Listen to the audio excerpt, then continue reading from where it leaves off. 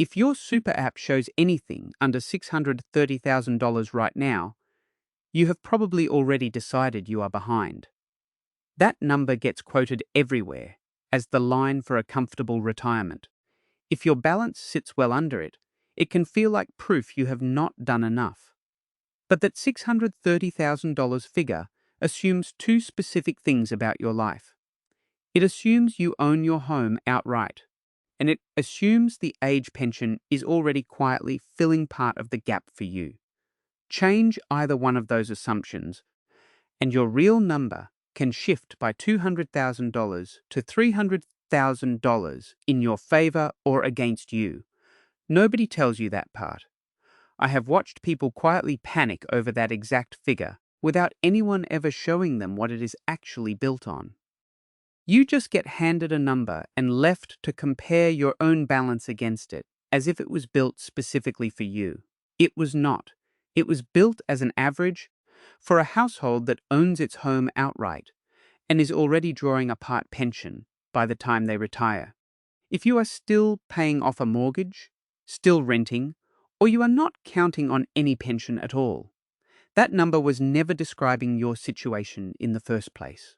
This search usually starts the same way for people around your age. You type in super balance by age, or how much super do I need to retire comfortably, or maybe something more honest, am I behind on super? Every result throws the same headline figure back at you, and almost nobody explains what that figure is actually built on. If you have ever quietly compared your balance to a number that was never actually built for your situation, hit subscribe now, because the rest of this is about building the number that is built for you, not the average person. So before you panic about hitting $630,000, let us find out what that number actually assumes about you and why it might be dead wrong for your situation. That $630,000 figure comes from ASFA, the body that publishes what it calls the Comfortable Retirement Standard. It is not a number that means you alone, with zero help from anywhere else. It already assumes you are drawing down your own savings while a rising part age pension tops up your income as your balance falls. It also assumes you own your home outright by the time you retire. The couple figure sits at $730,000, built on exactly the same assumptions. Here is what that actually means in dollars. A single homeowner who sits right at the age pension full rate assets threshold of $333,000 and draws the full pension of $31,223 a year, only needs to find $24,700 a year from their own savings to fund the same $55,923 a year that ASFA calls a comfortable lifestyle. That is nearly $300,000 less in super than the $630,000 headline figure, funding the exact same year-to-year life. You are not bad with money for not knowing this. Nobody ever hands you the ASFA methodology document. They just hand you a number and let you assume the worst about yourself. Here is how ASFA actually builds that figure, step by step. First, they work out what a comfortable year genuinely costs. The real budget for things like a decent car, private health cover, and the odd holiday. Then they calculate the lump sum needed to fund that budget from age 67 onward, on the assumption that your balance gradually draws down over time and that the age pension grows as your own asset base shrinks below the taper thresholds. Most people only ever see the final number from that second step. They never see that a full pension is quietly baked into it, doing a real share of the work. That is the trap, and it cuts both ways. Some people panic that they need $630,000 with zero government support when a full pension is already built into that target. Others assume the opposite, that any balance will do because the pension will cover the rest. Both readings skip the actual mechanism sitting underneath the number. Picture two people, both turning 67 this year. One has saved the full $630,000 and is not counting on any pension at all. The other has saved $333,000, owns their home outright, and receives the full pension on top. On paper, the first person looks stronger. In practice, both of them can be funding the exact same $55,923 a year lifestyle, because the mechanism is doing the same job for both of them. It is just visible in different places. I used to tell people to just aim for the ASFA figure and stop worrying about it. I was wrong. The number without the mechanism behind it just creates panic. It does not create a plan. If you keep chasing the full $630,000 without understanding how much of it the pension is quietly doing for you, you can end up over-saving into super at the cost of paying down debt, or building cash you can actually reach before 67. Or you swing the other way and panic about a gap that is smaller than it looks. Understand the mechanism, and you make a calmer, better targeted decision about how much more you genuinely need to add. So if the pension is already doing part of the work for you, how much of it should you actually be relying on?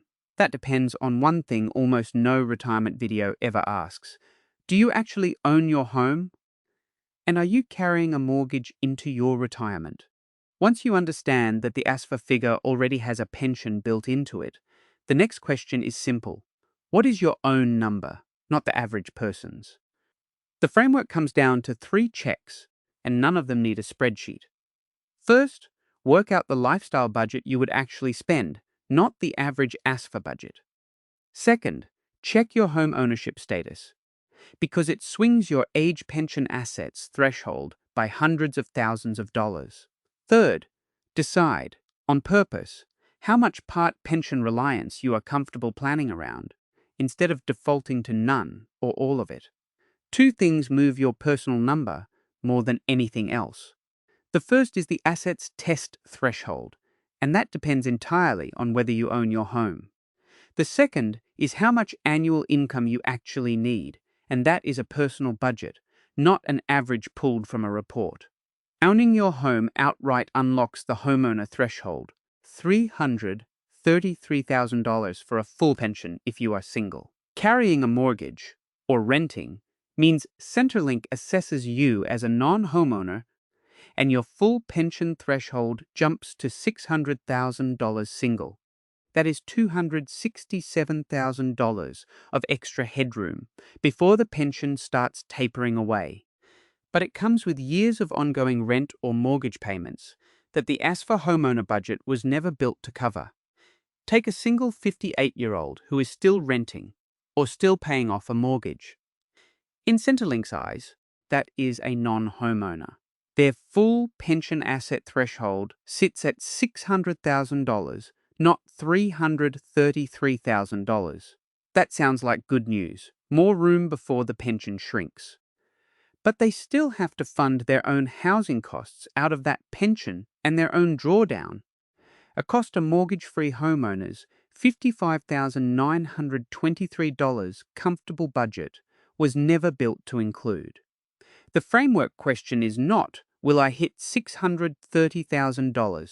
It is whether I will own this home outright by 67. And if not, what housing actually costs me every year on top of the ASFA figure?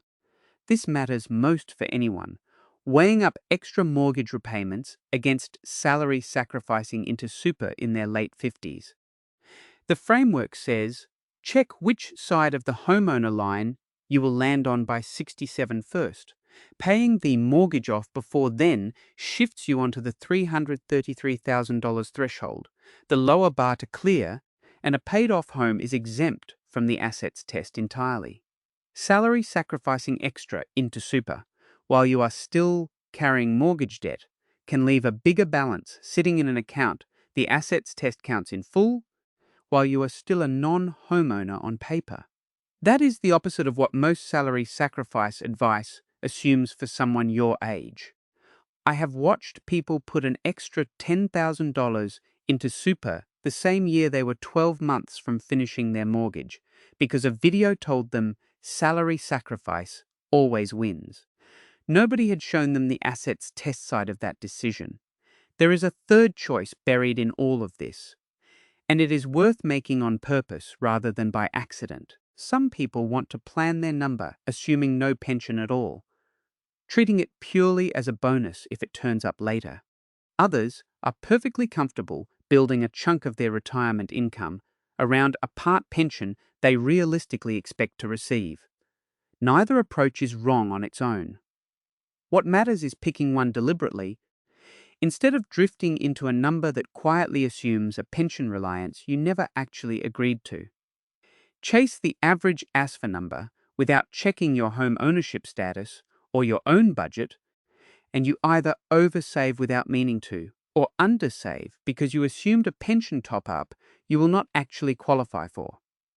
Build your own number instead from your real budget and your real home ownership timeline, and you get something more valuable than a target. You get options, the choice of part-time work, downsizing, or full retirement on your own terms, instead of being forced by a number that was never about you. Drop a comment below on whether you expect to own your home outright by 67. It changes this entire calculation more than your account balance does. Knowing your number is one thing, but what happens to that number if the market drops the year before you plan to retire? That is the part almost nobody near 60 is planning for. All of this assumes markets behave. They do not always cooperate on your schedule. For a 25-year-old, a market downturn is a buying opportunity, decades to recover before any of that money gets spent. For someone 60 to 65 years old, about to start drawing down that same balance, a downturn hitting in the years right before retirement is an entirely different risk. There is no time left to ride it out before the money needs to be spent. Picture a downturn landing 3 to 5 years before your planned retirement date, right after you have made a large lump sum contribution chasing the ASFA target. If that money is sitting in a growth-heavy option, it takes the full hit at the worst possible time, just as it is about to be drawn down. The loss gets locked in instead of ridden out. Someone who has already worked out their personal number, using the home ownership and pension reliance framework from a moment ago, has more room to move. They can simply wait, lean a little more on the age pension side for a year or two, or shift a portion into something more conservative well before the money is actually needed. They know their real gap, not just a headline target, so a bad 12 months does not have to derail the whole plan. This is not a hypothetical. During the global financial crisis, the broad Australian share market fell around 48% from peak to trough by November 2007, according to Morningstar's own recovery research. Markets did eventually recover. But if you were 3 years from retirement when that hit, with your number already locked into a lump sum contribution, recovery does not help you if you needed to start drawing the money down before it happened. This is not about avoiding growth assets altogether. It is about knowing a few years out how much of your number depends on markets and how much is already covered by the pension side of the calculation, so a bad year does not have to feel like a crisis. So the number matters and the timing matters. But none of this works if you do not actually know your own current number. Here is exactly how to check it. Here are 3 concrete checks that turn everything so far into action, instead of just information. First, check your actual home ownership timeline through to 67. Paid off, still repaying, or renting? That single answer decides which asset's test threshold you are really working toward: $333,000 or $600,000 if you are single. Second, work out your own realistic annual budget. Instead of borrowing ASFA's $55,923 average, it does not need to be precise to the dollar. Look at what you actually spend now on the mortgage or rent, the electricity bill, the car, health cover, and adjust it for the life you expect to be living. Even a rough personal figure changes the whole target. Third, if you are behind and want to catch up through super, use the concessional contributions cap. It now sits at $32,500 a year, up from $30,000.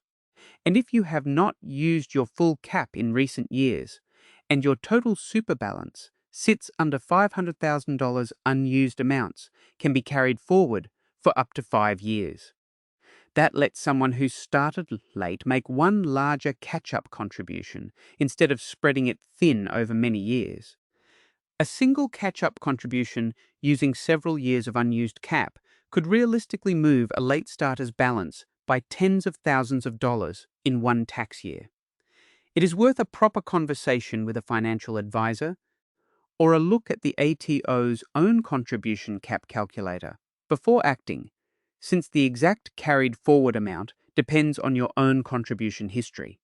I do not know your exact contribution history for the last 5 years. Nobody watching this does either, without logging into MyGov. But that carry forward rule exists specifically for people who feel like they started too late. And most never use it because they never knew it was there. I do not know your health, your family situation, or exactly how many years you have got left before you draw this down. So treat every number here as a starting point for your own conversation, not a verdict. None of these 3 checks matter if you already know all of this and still have not opened the app. So let us talk about why that happens, because it is not laziness. Telling yourself, I do not pay much attention to super, I will be fine, is not laziness. It is a completely normal way the brain avoids a number that might confirm a fear. Not looking feels safer than looking, the same way not checking your bank balance after a big weekend feels safer than actually checking it. If part of you has been quietly avoiding your MyGov login for exactly this reason, that is an extremely normal reaction to an unclear, scary-sounding number. It is not a personal failing, and it is definitely not something unique to people who are supposedly bad with money. The cost of avoiding it is not dramatic, day to day. It builds quietly instead. Every year you do not check is a year you cannot adjust your contributions, your budget, or your own plan around what your real number actually is. The number itself does not get worse for being ignored. Your chance to do something useful with the answer just gets shorter. I have put off checking things I already suspected were not great news, plenty of times. It does not mean you do not care. It usually means you care a lot, and you are scared of what you will see. The one shift that actually works here is not log in and face everything at once. It is reframing the question itself, from am I behind the average to do I know my own gap, using my own home ownership status and my own budget. That is a much smaller, calmer question to go looking for an answer to. So before we wrap up, here is the one-sentence version of everything above, because you do not need to remember all of it. The $630,000 figure is a starting reference, not a verdict. Your real number depends on your home ownership status, your actual budget, and how much part-age pension you are realistically planning around. All 3 of those are things you can check and adjust at your own pace. Check your home ownership timeline through to 67 because it decides which assets test threshold you are actually working toward. Work out your own annual budget instead of borrowing the ASFA average, and decide, on purpose, how much of your retirement income you want built around a part pension rather than drifting into an assumption you never actually chose. Those 3 answers, taken together, tell you far more about your own retirement than a single headline figure ever could. A few years out from retirement, that same framework tells you how much of your plan depends on markets behaving themselves, and how much is already covered no matter what the market does in the meantime. This is not a race against a single number. It is about knowing your own gap well enough that a market wobble, a late start, or a mortgage that finishes later than planned does not have to feel like a crisis. If this video helped you see your number a little more clearly instead of just more frightening, subscribe. This channel is entirely about building your specific plan, not chasing someone else's average.